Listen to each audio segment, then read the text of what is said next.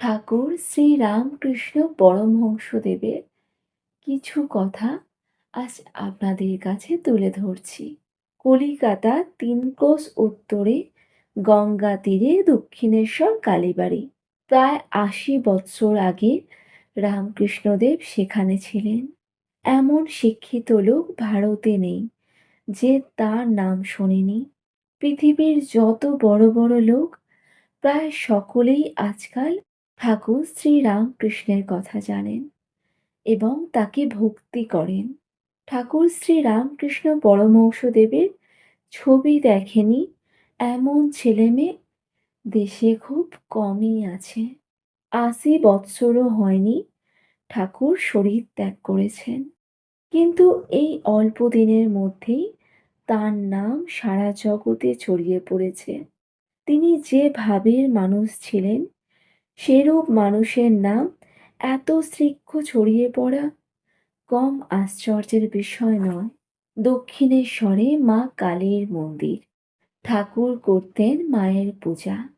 তার অসাধারণ ভক্তিতে মা স্থির হয়ে থাকতে পারেননি। তাকে দর্শন দিয়েছিলেন। আমরা আমাদের মাকে যেমন সর্বদা দেখি, মার সঙ্গে কথা বলি, মা যেমন বলেন তেমনই চলি, ঠাকুরও তেমনই মা কালীকে সর্বদা দেখতে পেতেন। কলকাতার অনেক বড় বড় বিদ্বান লোক ঠাকুরের নাম শুনে দক্ষিণেশ্বরে যেতে আরম্ভ করলেন। তাকে যে একবার দেখেছে, তার কথা একবার যে শুনেছে, জীবনে সে তাকে ভুলতে পারেনি। এমন একটা জিনিস ঠাকুরের মধ্যে ছিল।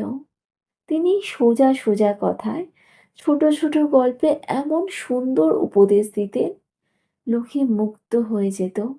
পণ্ডিতেরা ভুলে যেতেন তাদের বিদ্যার অভিমান, ধনীরা ভুলে যেত ধনের অহংকার, শোকাতুর ভুলে যেত দারুণ পুত্র শোক। ধর্মপিপাসু তার উপদেশ শুনে শান্তি লাভ করত। পাপী তাপী তার কাছে গিয়ে হৃদয়ে জ্বালা জুড়াত।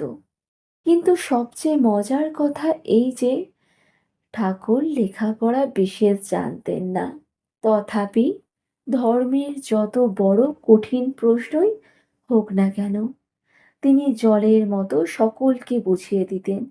কারো মনে তিনি দুঃখ দিতেন না বা কাউকে নিরাশ করতেন না। যে যেমন তাকে তেমনই উপদেশ দিতেন। ঠাকুরকে সকলে রামকৃষ্ণ পরমহংস বলেন। পরমহংসের মানে আছে দুধে জলে একাত্ম করলে একেবারে মিশে যায়। তারপর জল ও দুধ আর পৃথক করতে পারা যায় না। কিন্তু এরকম হাঁস আছে, দুধে জল মিশিয়ে খেতে দিলে তারা অনায়াসে শুধু দুধটুকুই খেয়ে ফেলে।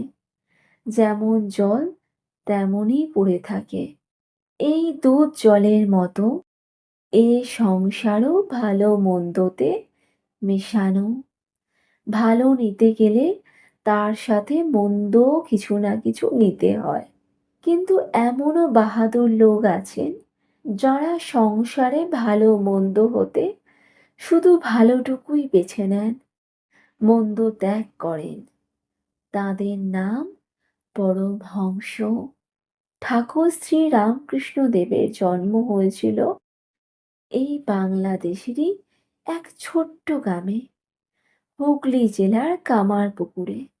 ঠাকুরের মা বাবা দুজনেই বড় ধার্মিক ছিলেন।